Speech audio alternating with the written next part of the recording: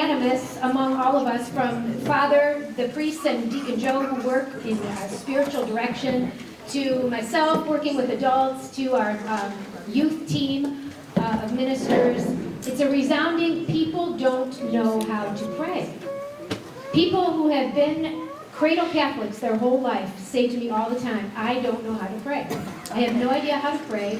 And then what do we do when we don't know how to do something? We just give up and we quit and we don't even try.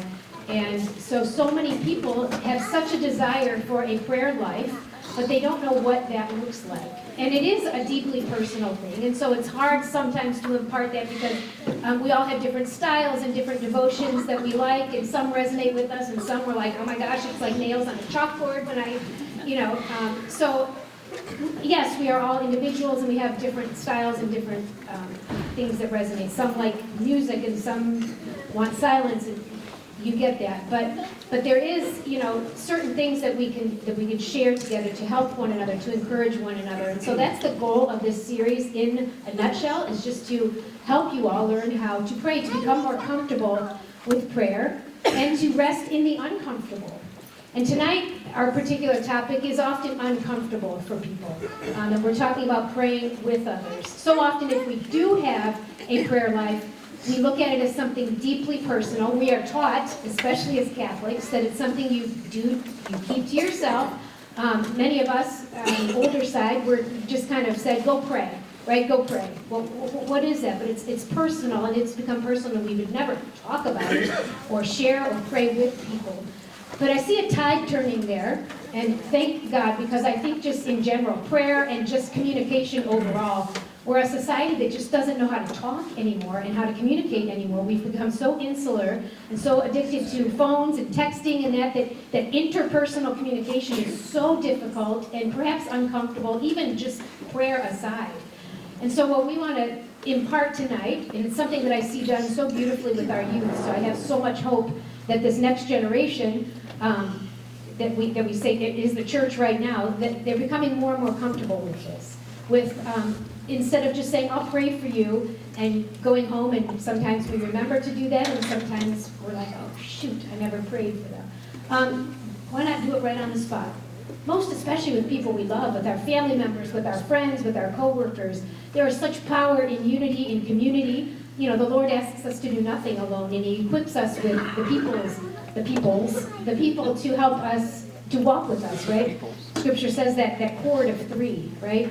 And so what Hannah and Joe are going to share tonight, a beautiful witness of a young family who have become very comfortable praying, not only with each other as husband and wife, and now teaching that to their children. And so it's just something that, being uncomfortable is not a bad thing, and we need to rest in that sometimes and challenge ourselves and ask the Lord, please help me in this.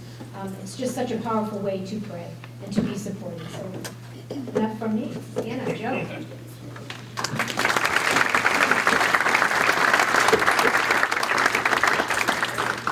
Well, thank you so much for having us this evening. So we're Hannah and Joe Meier. We have been at St. Joe's in the parish about 2.5 years now. And we lived in Sault Ste. Marie, Michigan for 3 years before that, and moved back to Cleveland. I'm originally from Northwest Ohio. I was raised Catholic, so the church has always been home for me.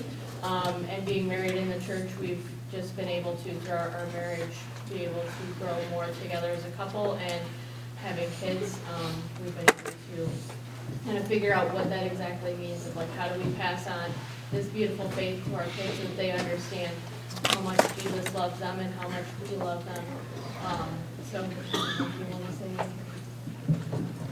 I think that's a good introduction. So, I want to start off and take us through, we'll say a day. Maybe not the perfect day, but I think everybody can kind of relate to this a little bit. So we'll start off, I'll ask everybody to close your eyes and just kind of picture this. Don't worry, I won't draw it, well, at least on most of you, I won't come around and draw a mustache or anything like that. So I want you to start thinking about a day. Wake up in the morning, and if you're anything like me, you've got a bad relationship with that snooze button. And before you're even out of bed, you're already 20, 30 minutes behind on what you're planning for. You get up, you go down, and one of the first things I do, at least, is head to the coffee pot, get the grounds in there, get the water in, hit start, go up. 10, 15 minutes later, you come back, and you forgot to move that little spout over, and you still don't have any coffee.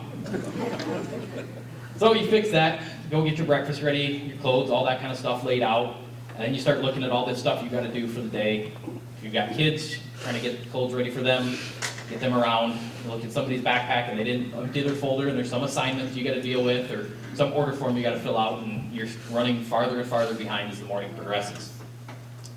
But you finally get everybody ready, get out the door, you're heading to work, heading to school, maybe you're retired, you're heading to the golf course, I'm not sure what everybody's doing. And you're only 5 minutes late, you made up a little bit of time, 5 minutes, you can make that up on 475, no problem. But you hit every single red light on the way there, and it's just, you can kind of see where this day is going. Make it to school, there's a long line at the drop-off, somebody doesn't want to get out of the car, we've all been there. Get to work, and your morning consists of nothing but meetings that probably should have just been emails. Probably some of them didn't even need to be addressed at all with everybody. The rest of the day, you're just going through, you feel like it's one of those days you don't really get much done. There's piles of laundry at home. It's just one of those days. You get home, and at least our night looks a lot like scrambling around trying to get to the gym, lift, run, whatever that looks like. Get dinner made, get the kids, get some playtime, maybe probably a lot of TV as we're doing the other stuff. And finally, after your day, that's been a day, you're sitting on the couch with the kids, doing a little bit of quiet time before dinner, or after dinner, before bed. And then you've got to do the dreaded fight to get them into their pajamas, get their teeth brushed, get diapers on, all of that, and there's always some excuse from the kids. My favorite, or least favorite, that my kids have come up with is, I forgot how to sleep. Their head has not been on the pillow for more than 30 seconds. I don't know how to sleep. Just go in and try it. You'll figure it out. 10 minutes later, they're coming out, I need a drink of water. I need this. I can't find my stuffed bunny rabbit. I can't. You finally get them in bed. It's quiet. You and your spouse are sitting on the couch. You can finally breathe. And then you hear the dreaded footsteps coming out of the room, coming down the hall, and you're trying to guess which one of the kids is going to peek their head around the corner. And then you start hearing, as your 3-year-old son is fighting back tears at the top of the stairs, you go, what's wrong, buddy? And through his tears he says, I can't go to sleep. We haven't done night prayer yet. I wanted to go watch my favorite show on TV, but how can I argue with that? And that didn't happen by just praying night prayer one night, or for a week, or for a month. And I'll be fully honest with everybody here, there's been lots of nights where we've forgotten or gotten busy, and I'm not going to say that we've done it every single night. But we made a decision, what was that, 6 months ago maybe, that we were going to start trying to do night prayer every night with the kids. And most nights, we're praying night prayer, and they're running around or coloring. I don't think they can tell you the first 3 words of night prayer or anything else. Some nights, Father Eric, plug your ears, Lewis Mace, end the Hail Mary by saying pickle in there at least once or twice. But they've realized that that is something that we do at night. There's that habit, and there's some consistency there. And I think if you don't take anything else away from this, consistency, no matter what it is the most important thing. We can sit up here and argue until you're blue in the face about what the best prayer, the most important prayer to say, the best type of workout, whether CrossFit is actually good for you or not, if intermittent fasting is actually the best type of diet you can do. But it doesn't matter what the best thing is. It matters what you can stick to on a consistent basis and actually do and implement in your life. So we're going to go through a couple things tonight. And I would challenge you to pick something that you can actually do. And maybe a year from now, or 6 months from now, you reevaluate that and you can add something, or maybe you have to make some changes. But consistency, I think, is the most important thing that you can possibly do.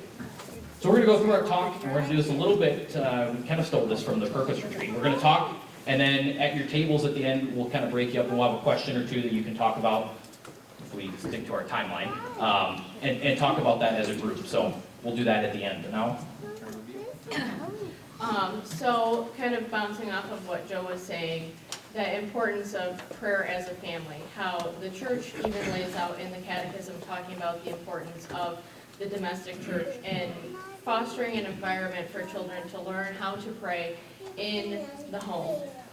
And yeah, that's not easy, it's not comfortable. There's a lot of times where you're like, well, what is the point of this anyway? It doesn't feel all that productive. But there is a lot of fruit that's coming from that we've seen in our family. And prayer as a family is a crucial part of the Christian life because we live this life together with other people. We're not supposed to be by ourselves in this life. We're walking together towards Christ. And like Maggie was saying, it's awkward, uncomfortable, and can kind of feel unnatural. And we should have that private time and intimate time of prayer, but then being able to be vulnerable with others, even within our family.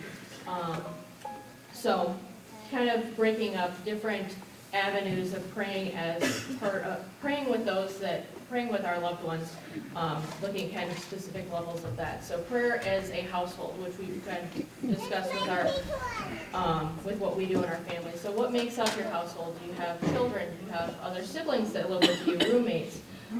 Who are you witnessing to pray with? Are you going to Mass regularly with your family? I mean, that's a big thing. If you're not even just hitting that basic thing of showing that witness of going to Mass every single week, and invite, if somebody's not going, and they should be, inviting them to go with you. Because that is a form of prayer. It's a high form of prayer that you have. And then for married couples, being able to pray with your spouse.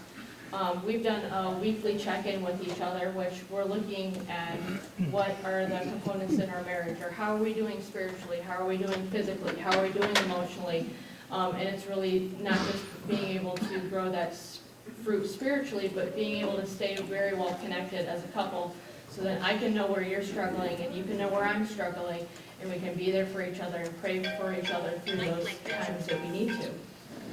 It also, I'd say, a lot of times puts out fires before they turn into dumpster fires when there's just still kind of sparks going off.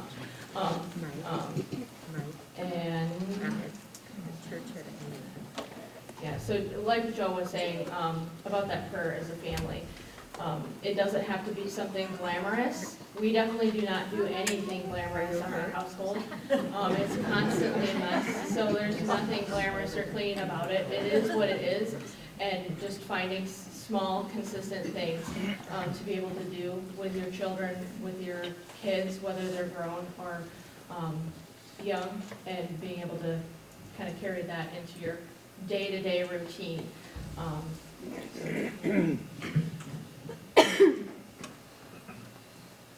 So moving on from prayer with your household, is your extended family. Does your extended family know that you take your faith seriously? Your cousins, your grandparents, aunts, uncles, however that looks, have they ever seen you pray? Have they ever seen you in Mass? What does that look like? What about your friends, coworkers? I know a firefighter that I used to work with up in northern Michigan. He was a devout Catholic, and I don't think anybody else on his shift was at least Catholic. They may have been religious. But he made a point, every shift at dinner, he would pray, and he would invite everybody there to pray. I mean, he didn't do it obnoxiously. And he said at first they they were respectful and quiet, let him do his thing. But he said after a few months of doing that, they started joining in and praying together as a shift. I think there were 6 guys on that, or 6 firefighters on that shift, and they all did that together. I remember back in college, the first time that I ever prayed in a restaurant. Not just in college, first time in my life I'd ever prayed in a restaurant. I grew up Catholic, and like a lot of other Catholics, we were great. We went to Mass every single Sunday that we were home, or there wasn't somebody in town visiting, or we didn't have something else going on. We were there every Sunday that we could. And we would pray the prayer before dinner, the meal prayer, and that was it. I never even thought about it. I never prayed before I ate breakfast or lunch, or if we were out to eat, we never prayed. And it never really dawned on me until college. And we had a very active Catholic group. There was a parish, it was associated with a parish. We had a chapel on campus. They had a lot of events and things that they did. And every Tuesday we had adoration, and then afterwards we'd go to Applebee's. And I still remember the first time we went there. We got all of our appetizers because it was half off app, so you had to get. But I think I got the neighborhood nachos just about every time. Delicious. And food came out, and I reached out for my nacho because we're in public, we don't have to pray. And the priest that we were there with stops everybody, and we start praying. And it was very awkward at first, and I was focused more on what are all these other people around thinking. And That's about all I remember. I don't even remember what prayer I know what prayer we said, but I wasn't focused on that. And it took me a few times doing that before I started to get a little bit more comfortable and more comfortable. And I had a moment where I actually thought about that, of like, I am almost ashamed of God in public, and I'm worried about what other people think about me instead of what I should be thinking about, saying thank you for this meal that we're about to eat, or these appetizers, delicious nachos that are a gift from God. And so I took that and kind of went with it in other aspects of life. We'd have friends come over, and again, like I said, if people were there, we kind of put our faith off to the side, unfortunately, as I was younger. And I made the decision one day that this is my house, and anybody that's coming here is going to at least sit there and listen to me pray, or us pray, before we eat dinner. And a good friend of mine, who's my jiu-jitsu coach, we did a lot of stuff. He'd come over for bourbon and cigar nights and things like that. And he came over for dinner, and as he was getting ready to start, I said, "Hold on, Fred, we're gonna say grace before." Okay. And I think he was religious. I don't think he was practicing at the time. I still don't know if he's a practicing Catholic. We were talking about maybe he was raised Catholic. I'm not sure. And we said the prayer, and then we ate our dinner. And he didn't leave. He didn't make fun of me. He didn't do anything. And then a couple of weeks later, he came over again, and he sat there and waited until we prayed. And I started doing that with other things, and no one has ever gotten up and beat me with a stick. No one has ever left. Maybe it's because you cooked dinner. If I cooked, they may have been leaving, but... And I've noticed just that small witness, I guess you could call it, in front of friends, in front of strangers. I don't know if it's making a huge difference, but at least for me, it's helped. I've seen that grace a little bit, and just slowly planting that seed, that mustard seed, in some other people has been something that I don't want to say I'm proud of it, but it's something that I'm glad to see that I've at least grown in the confidence and grown in my faith enough to do that. So that's something that, think about that. You don't have to discuss it at your tables, but think about that. What are some ways that you could, whether that's with your family or just you personally, could start planting that mustard seed of faith in people that maybe otherwise wouldn't be exposed to it? So moving on to prayer. I just wanted to add in a quick thing, kind of off of that, kind of my perspective, like how this is extended into my extended family, my parents, my grandparents, bringing that habit that we learned in college together, and bringing that and saying, okay, yeah, I have that expectation with my family. Okay, we're going to start praying before meals. And I had a very similar experience to Joe growing up. Is like we didn't pray before meals. Maybe it was like Thanksgiving and Christmas that we'd pray before meals as a family. And then I set that expectation with my family. Okay, we're gonna pray before we eat because we're Catholic and we're all Catholic. Or we're gonna pray the Catholic prayer before we eat. And now that is an expectation in my family. Anytime that we, like when I sit down to dinner with my parents now, my sister now. We are going to pray before we eat, whether that's at my house, at their house, at my grandparents' house, or out to eat. We will all sit and pray, whether it's over pizza or steak. So just being able to have that routine of like, it came from a younger generation to be able to impart that even on my parents and my grandparents, who my mom was raised Catholic, my grandma was a convert, my grandpa was raised Catholic, and it's like being able to give them the permission also to be able to live their faith that way. And I think it's opened up a lot of freedom for my mom and my grandma to know that, hey, this is somebody that's passionate about their faith, and I want to be able to talk to them about that. So I think even that just like small witness has made a really good environment for them to feel free to be able to like, I want to talk about this because I know it's important to you, and it's also important to me. Instead of like, oh, what's the weather today, or something trivial. They feel comfortable. And I think in even that small way of just meal prep, open the door for them to feel comfortable enough to share their faith with me and me to share my faith with them. So now I'll kind of talk about prayer with the community. But on that note, a word of caution: if you're the one that starts a prayer in your family, all eyes are going to go to you when it's time to lead a prayer for your family. So some ways that you could try to add some prayer to your life, to your family's life. We had mentioned the night prayer at our house. I also mentioned that the kids don't necessarily sit like I was hoping and fold their hands and listen to us do night prayer, practice saying it along with us. But I think just adding something like that is a great way to start with your kids, with your spouse, with whatever that looks like. There's also the encounter nights here. There's the young adult events. There's the Jameson and Jesus that I've really enjoyed going and listening to speakers and getting different perspectives on things. There's the stations. There's stations that everybody can go to tonight. We'll hopefully be done by then. There's group rosaries. I know in the mornings I'll come sometimes to daily mass and they're praying the rosary before I get there. It's a surprising number of people that are getting up early and coming in and praying the rosary together.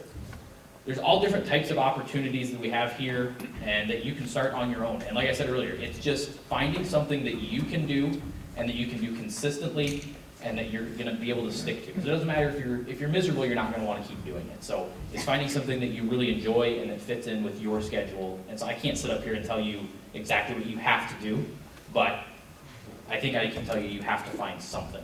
And try to always be reevaluating that and looking at what you're doing. Is it working? Is it not working? Is it working but you want to add something to it? And just constantly be looking at that and trying to be better tomorrow than you were today, better 6 months from now, a year from now, and then you can look back on that growth. But it really comes from consistency. Okay, kind of bouncing off of that, it's like praying as a community, praying with other people. I mean, we have a wonderful parish here. That there's so many opportunities for people to get plugged in with small groups and have a net of people that are praying for you and with you for whatever intentions you need. Especially for those that might not have like other people living with them. If you live by yourself or maybe you're widowed and you had a spouse and now it's like, okay, what do I do with myself? I don't have somebody at home to pray with. Well, we have this wonderful, rich community to get plugged into. And then we also have the community of saints. Like, they're pretty awesome too, and they're part of the body of Christ.